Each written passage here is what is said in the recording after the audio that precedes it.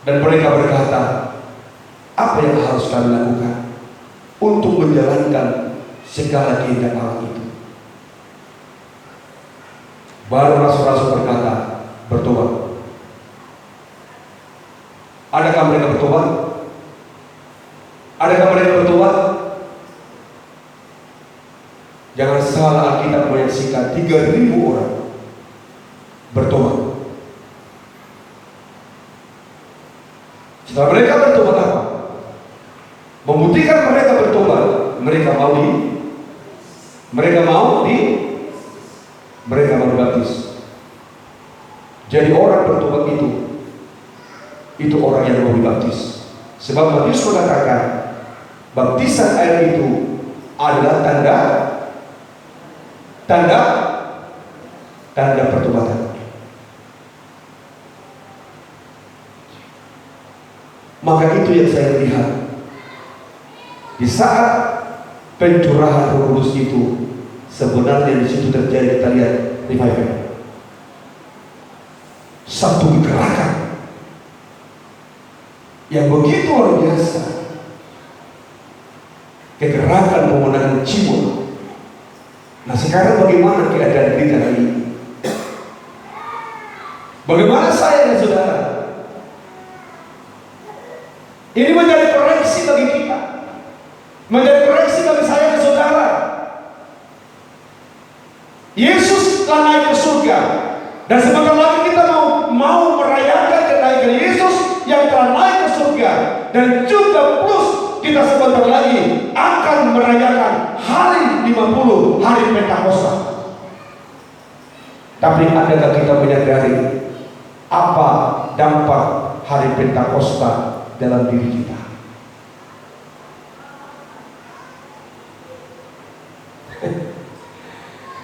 Coba kita melihat hari Pentakosta itu membawa apa. Hari Pentakosta itu memberikan kuasa dalam orang-orang percaya. Untuk apa? Untuk membawa banyak orang datang kepada Kristus.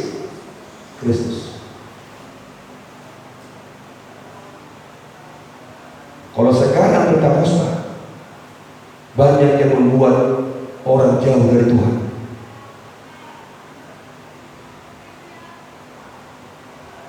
Tapi nanti dapat merayakan hari Pentakosta, berpesta. Kalau biasanya di kampung-kampung itu kan, kalau hari Pentakosta itu ada makan apa namanya, lampet ya. Biasanya gitu kan. Siapa yang pernah merayakan itu di kampung? Tunjuk dulu. Ya itu. Biasanya gitu.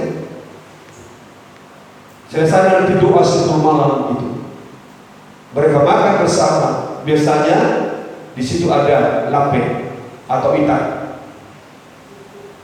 guru-guru.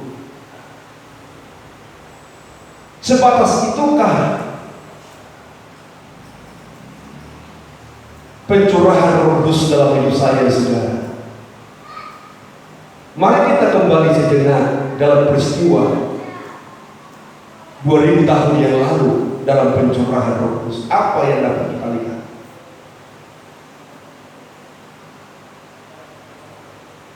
Masihkah ada kuasa dalam diri saya? Masihkah ada kuasa dalam diri kita? Bagaimana rasul-rasul ini? Tadi dikatakan mereka berbahasa lain, oke. Tetapi kita tidak memahami apa maksud Allah. Kita tidak memahami apa maksud pribadi Yesus. Mereka diizinkan untuk berbahasa lain. Kita hanya berpikir, oh bahasa. Sesungguhnya Allah memiliki satu rencana yang begitu besar bagi dunia,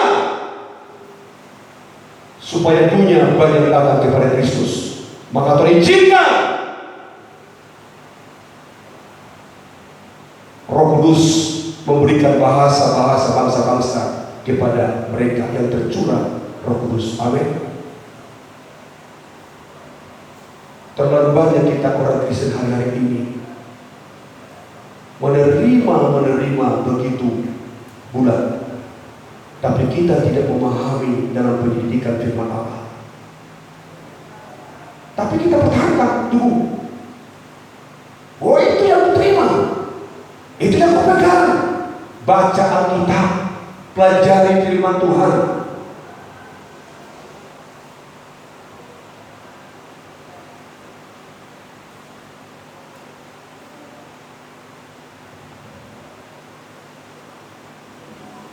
Apapun ceritanya, firman itunya menjadi satu kunci dari semua itu.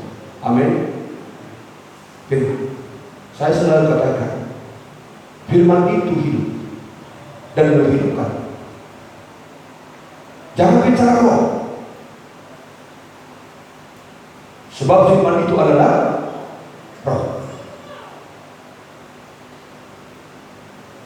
Maka saya mengatakan, salah kita mencerna firman, jangan kita berkata ada roh. Rasul-rasul ini dapat berkuasa oleh roh yang ada dalam diri mereka. Apa yang mereka saksikan, apa yang mereka nyatakan,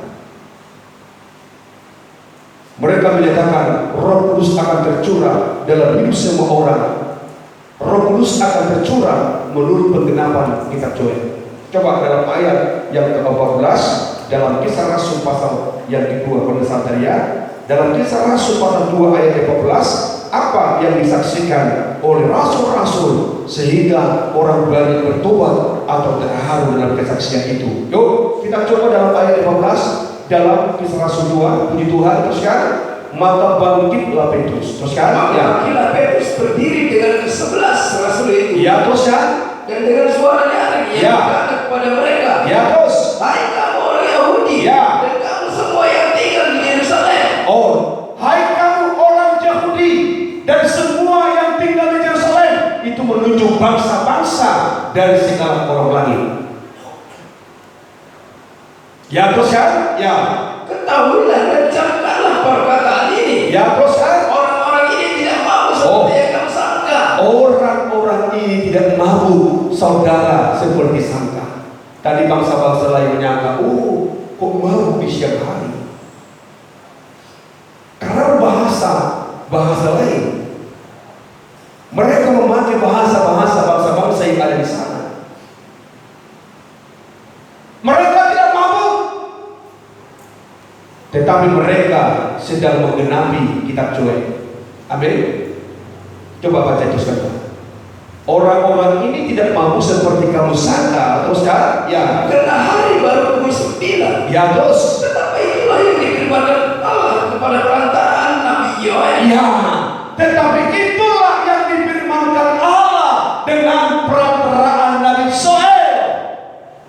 Maka pencurahan Roh Kudus di lautan Yerusalem itu penggenapan kitab Nabi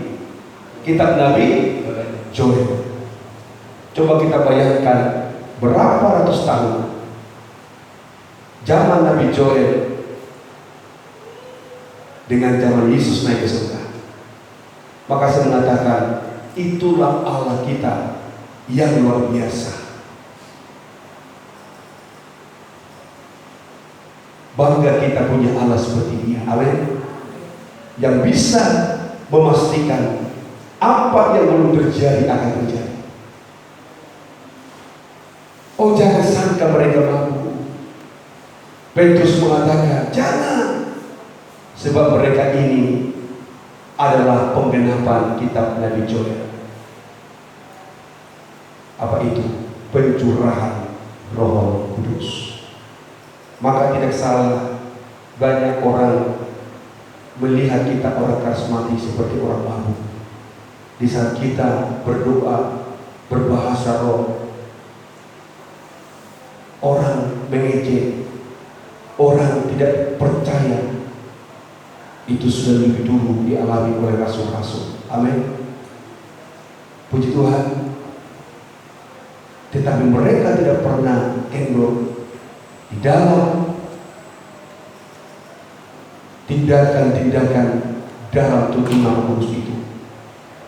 Mereka semakin semangat menyampaikan Injil. Maka saya mengatakan, pertama-tama, mengapa Tuhan harus mencurahkan Kitab Kudus? Tadi saya mengatakan bukan di bahasa roh yang benar, tapi bahasa roh yang diberikan Tuhan itu hanya dapat bisa menjangkau orang-orang atau bangsa-bangsa di dunia.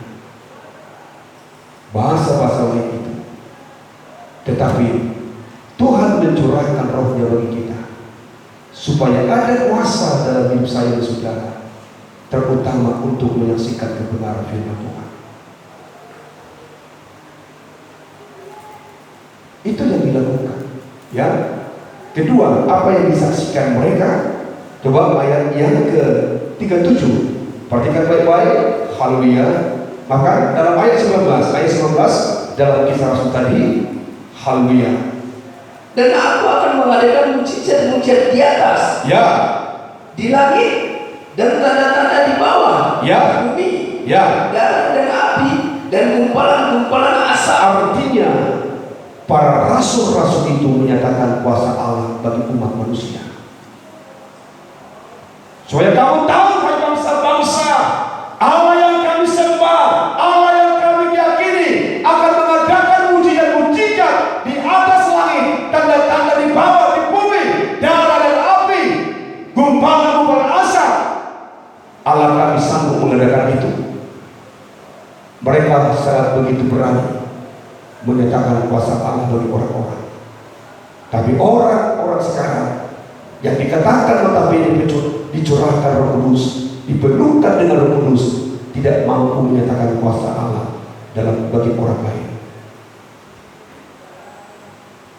Adakah kita mampu seperti rasul-rasul? Di tengah-tengah orang banyak, rasul-rasul yang dicurahkan Roh Kudus itu dapat menyaksikan kuasa Allah yang mereka sembah, kuasa Allah yang mereka imani, kuasa Allah yang mereka sanjung dalam hidup mereka. Allah kami sanggup mengadakan tanda mujizat baik di langit, di bumi.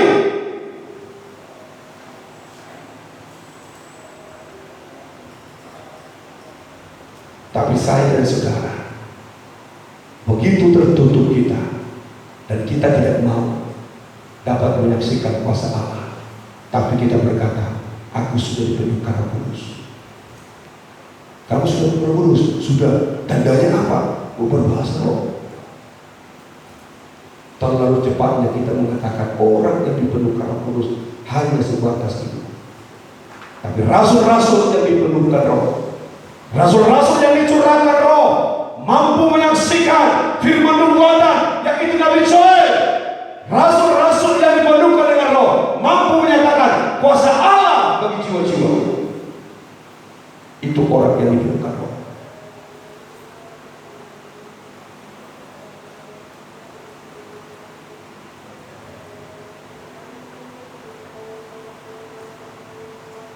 Saya juga bingung. Ada juga dia pencurahan roh. Begitu saya menerima undangan itu, saya ketahui dalam hati saya, walaupun saya harus berkorban di sana, tapi saya berpikir dalam hati saya, kebagian curahan roh.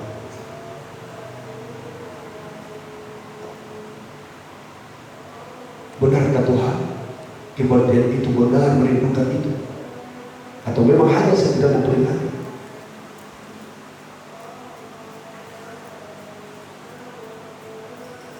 Tapi saya melihat di dalam pencurahan roh gereja Mula itu betul-betul ditandai dengan kuasa kemenangan atas banyak jiwa. Amin. Amin. Amin. Ditandai. Mudah-mudahan lewat kebaktian pencurahan roh nanti bagi muda-mudi GPT CPD 1, semua muda-mudi GPT CPD 1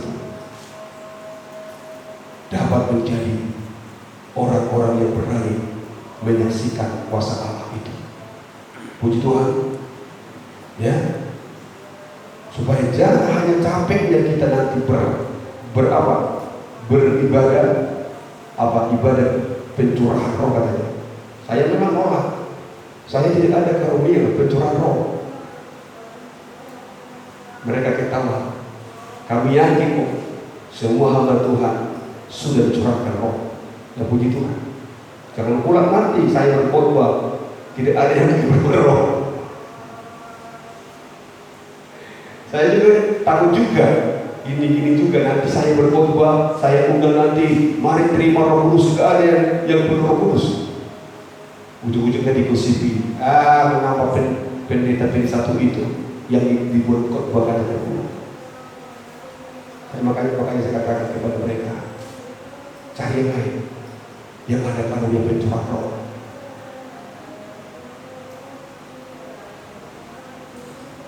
Karena katanya ada hamba Tuhan yang memiliki pencurahan roh. Saya berkata, hanya Tuhan yang sanggup mencurahkan roh, bukan pendeta.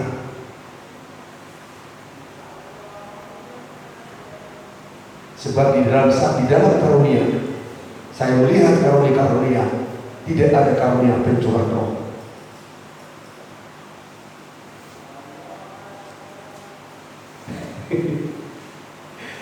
Tapi semua itu akan menjadi puji Tuhan bagi saya. Kalau masih dipercayakan, puji Tuhan.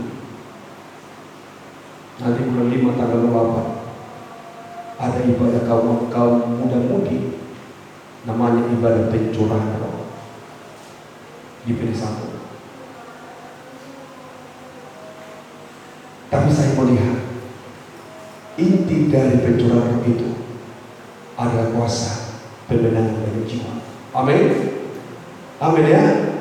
Maka saya mengatakan kepada jemaat di tempat ini, lewat suasana pencurahan roh itu, walaupun nanti dikatakan hari ke-50, hari pencurahan, hari Pentakosta, hari Roh Kudus, mari kita bukan berpatok di dalam hari rayanya, tapi kita berpatok apa gulia, apa dampak daripada pencurahan roh itu. Mereka bersaksi kuasa Allah. Mereka menyaksikan Yesus satu-satunya jalan keselamatan. Mereka juga menyaksikan siapa Yesus yang sesungguhnya. Coba nanti kalian baca itu dalam ayat 19, ayat 21, ayat 23, sampai ayat yang ke-36. Belajar di rumah. Mereka juga menyaksikan bahwa Yesus telah bangkit. Mereka juga menyaksikan kedudukan Yesus di hadapan Allah.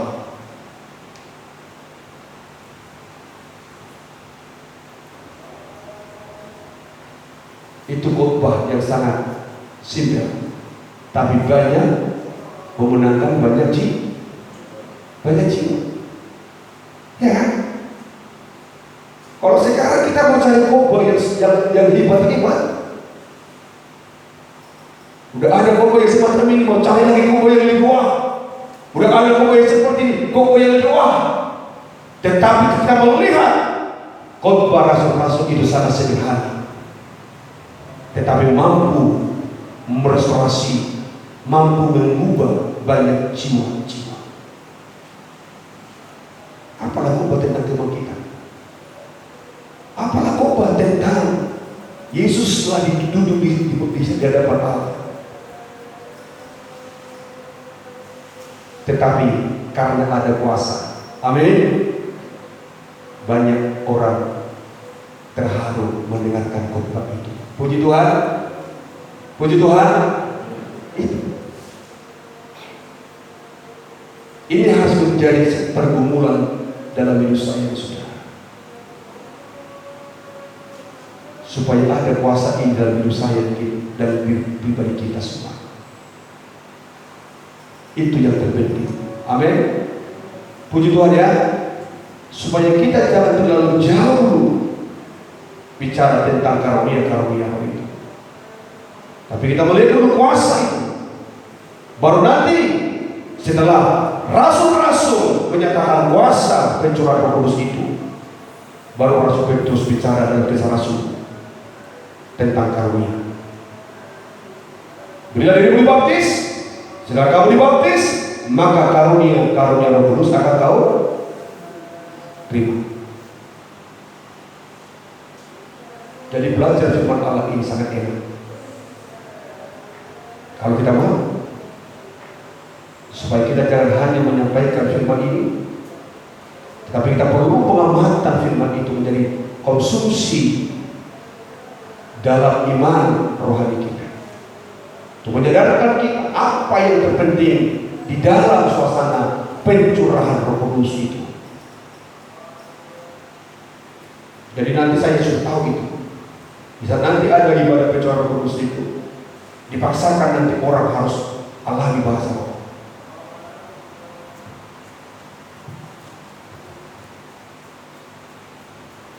Saya berpikir dalam hati saya, inikah Tuhan sebenarnya? Tetapi setelah mereka mendapatkan karunia bahasa roh itu, takut. Tidak ada tindakan apa-apa, tidak ada reaksi apa. Tetapi mereka rasul-rasul yang diberikan roh berbahasa-bahasa lain, mereka bukan takut, tapi mereka pergi ke Yerusalem, pergi ke Judea, pergi ke Samaria, pergi ke ujung bumi untuk menyaksikan nama Yesus. Amin. Amin.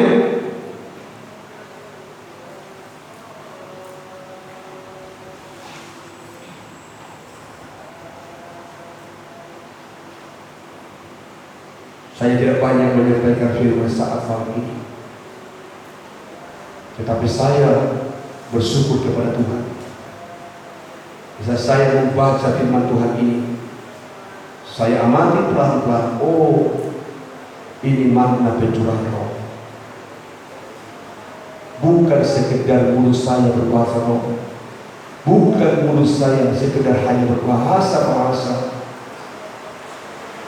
tetapi tujuan bagaimana kita dapat menyaksikan Dia bagi dunia, bagi Yerusalem, bagi Judea, bagi Samaria, bagi ujung bumi.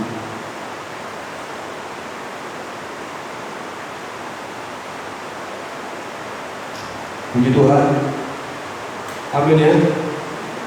Amin. Sedang jemaat Tuhan itu. Jadi saya menyikapi dalam hal ini, aku akan memberikan roh penolong bagimu. Langsung saya bisa ambil, mengapa Tuhan harus berikan roh penolong?